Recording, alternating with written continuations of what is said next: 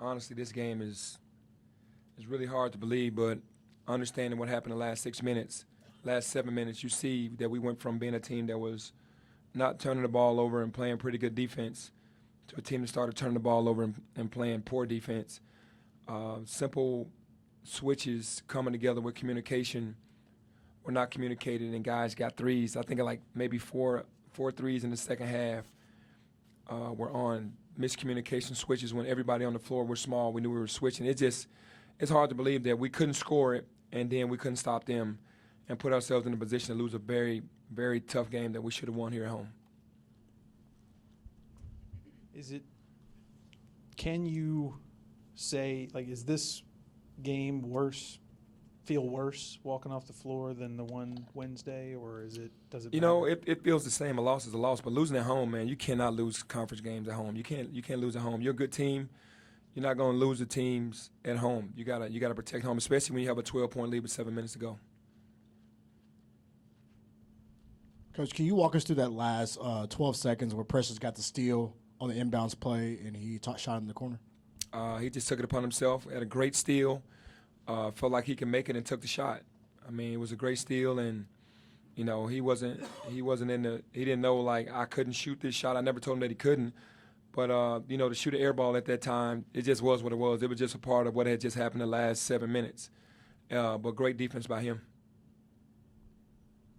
Penny, when Boogie hits that really long three that banks in and you've got a double-digit lead and the place is going crazy, are you like 100% confident that you guys are going to close this thing out? Well, I'm hoping to as a coach that gets to going, but once I saw what was happening on the other end, the miscommunications, I just knew that the game wasn't over. And then they made shots. Give them credit. They were 11 for 34 from three. They made 11 threes in our building, even though they shot 34.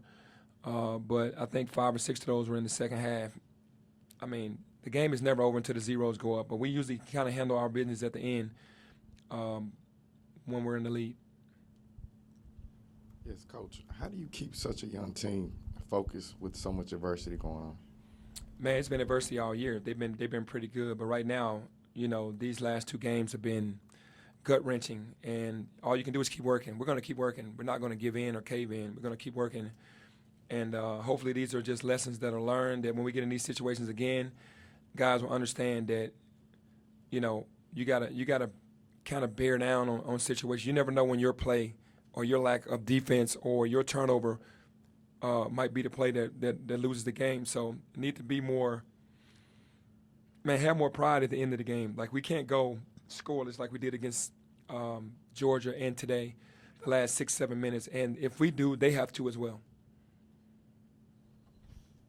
Looking at the box score, if you take off the final score or the box score, you would think that, Memphis would probably likely have won this game. Does that sort of thing shake your confidence at all, I guess, like down looking the rest of the season, or not? Man, I wouldn't say looking at the rest of the season. I'd say right now the boys' confidence is really low. But they only came out and played a good half. We didn't come out and play a full game. So, like I said, the positive we'll take from it is the first half, and then we'll learn from the second half. We'll learn from both halves, man. It just, for me, this season has been, there's been a lot going on, but, at the end of the day, you got to work, and you get your respect from work, and nobody's going to give you anything. And hopefully the young team is learning that. Coach, you said the positive was the first half. What one thing from that first half would you take to focus on and carry over?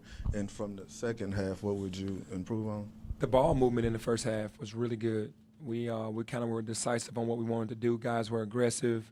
We were getting what we wanted. The second half, it came a little more stagnant. They went zone, and it wasn't like the same type of zone as Tulsa. The middle was wide open, and we just didn't take advantage of what was going on. And with a young team, man, you get into a tight game. Usually we kind of handle those pretty well. But at home, those last couple games, like the Georgia game and today's game, was the same type of feel, and it seemed like they almost got tight instead of just staying relaxed and being in the moment. But you gotta own that on the defensive end. Offensively, you're gonna miss shots. We only got 9 free throws. I'm really not proud of that. I've been talking to our guards more about getting to the free throw line. 5 for 9 is no good.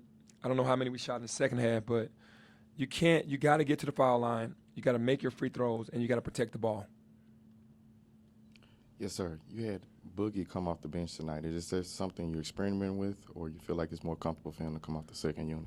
No, he's been coming off for like the last 5 games or whatever now. So that's something where we're at right now with our squad, and I was proud to see him kind of get going today and be more aggressive.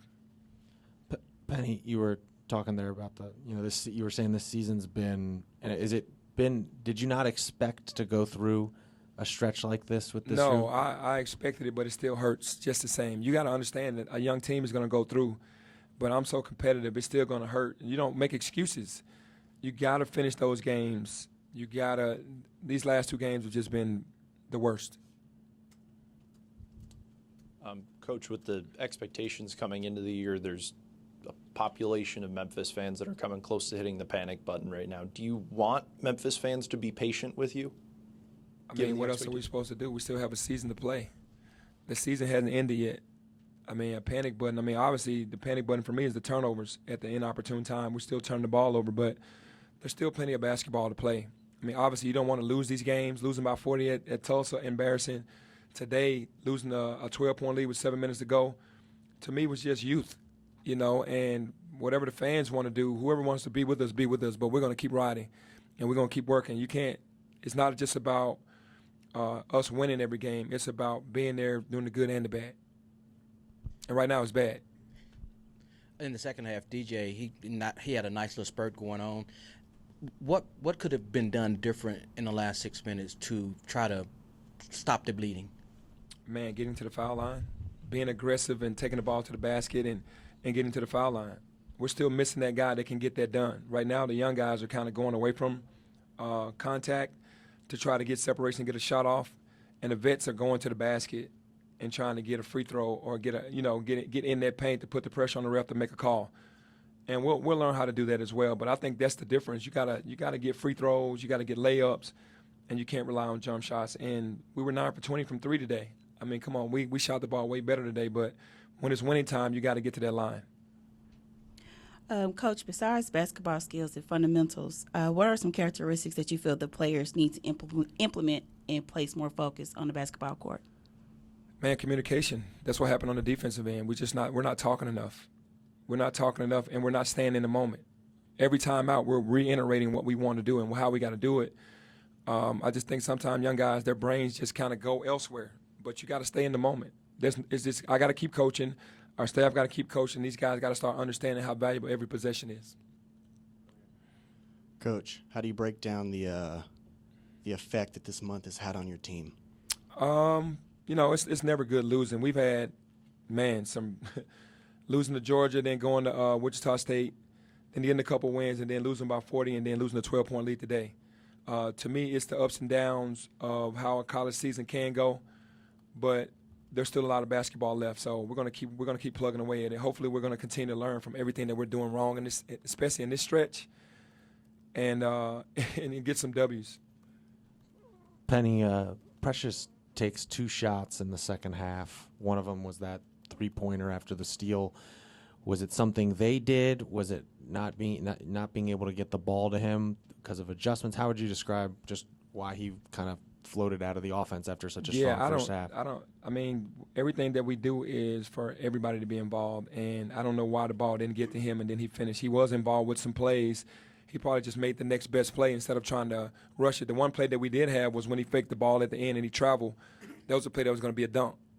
You know what I mean? So we have to do a better job. I have to do a better job. I'll take credit for all of that and just and move forward. It was a lot of things working for us in the first half that credit them. They went zone, and then the guys went to running plays. And I saw a lot of times that he was open. We just didn't get him the ball. But watch film and just get better from it. That's it. Yeah, Penny, back here.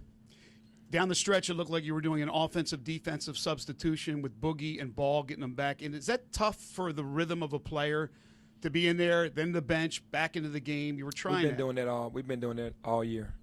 That's something that when we want to get a stop, we get the longer guy in there. We've been doing that all year. When we were on the 10-game winning streak, we were doing that. And I know everything's going to be questioned now. I'll take all the heat from whatever's going on, and we'll get over it. But it's not about what the player likes. If it's a couple minutes to go in the game and we feel like we got to get a better defender in the game, we got to get a better defender in the game. It just is what it is. And it's not about a rhythm at that point. It's about trying to get a win.